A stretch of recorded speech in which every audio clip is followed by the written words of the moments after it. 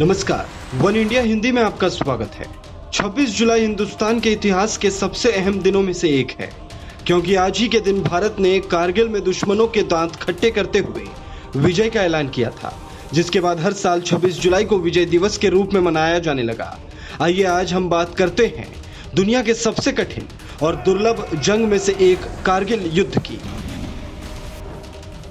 दरअसल पाकिस्तानी सेना ने मार्च-अप्रैल 1999 में कारगिल के करीब 120 किलोमीटर के इलाके में घुसपैठ कर अपना बंकर बना लिया था, जिसमें उसने कारगिल के तमाम अहम चोटियों को अपने कब्जे में ले लिया था। यहां तक कि लेह लद्दाख मार्ग भी पाकिस्तानी सेना के टारगेट में आ गया था और भारतीय सेना को इसकी भनक तक नहीं लगी। हालांकि अपनी यॉर्क खोजने गए ताशी नामक चरवाहे ने 2 मई 1999 को सबसे पहले आतंकियों के वेश में आई पाकिस्तानी सेना को कारगिल की पहाड़ियों पर देखा। 3 मई 1999 को ताशी ने इसकी जानकारी रास्ते में मिले सेना के एक जवान को दे दी। कारगिल की पहाड़ियों में घुसपैठियों की मौजूदगी की जानकारी दिल्ली सेना मुख्यालय के साथ साझा की गई, जिसके बाद सेना मुख्यालय ने रक्षा मंत्रालय की सहमति से घुसपैठियों के खिलाफ कार्रवाई शुरू कर दी। घाटी में मौजूद सेना की कुछ टुकड़ियों को कारगिल के लिए रवाना कर दिया गया। इसके बाद ऊंची चोटी पर बैठकर मजबूत पोजीशन लिए पाकिस्तानी सेना ने बमबारी कर कारगिल में भारत आयुध भंडार को नष्ट कर दिया।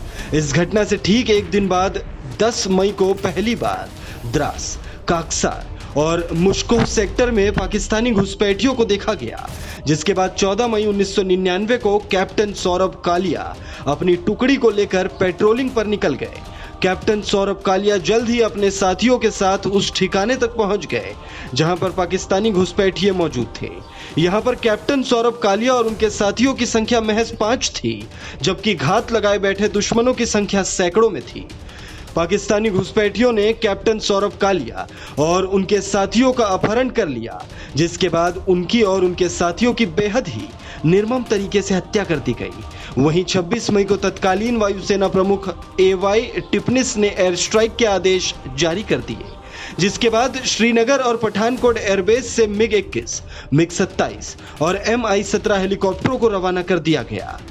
लेकिन ऊंची चोटियों पर बैठे दुश्मन ने भारतीय विमानों को निशाना बनाना शुरू कर दिया, जिसमें 3 भारतीय विमान नष्ट हो गए। इसमें flight lieutenant Nachiketa, squadron leader A Ahuja समेत 6 जवानों ने सर्वोच्च बलिदान दी।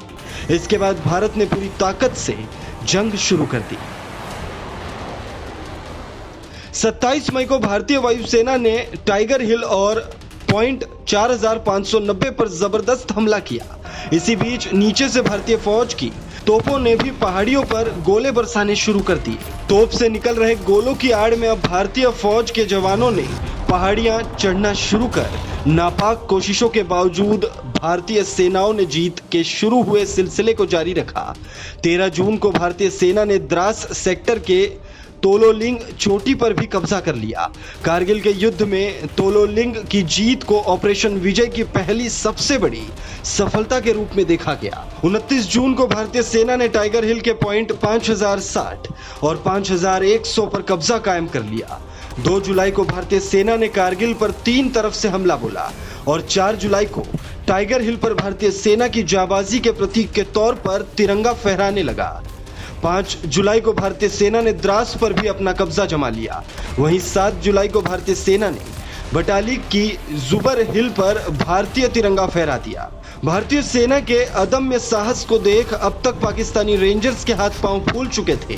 11 जुलाई को भारतीय सेना के खौफ से पाकिस्तानी रेंजर्स को भागते हुए देखा गया और 14 जुलाई को तत्कालीन प्रधानमंत्री अटल बिहारी वाजपेयी ने ऑपरेशन विजय में जीत की घोषणा कर दी, जिसके बाद प्रधानमंत्री अटल बिहारी वाजपेयी ने 26 जुलाई को कारगिल विजय दिवस मनाए जाने का ऐलान किया। इस वीडियो में फिलहाल इतना ही। धन्यवाद।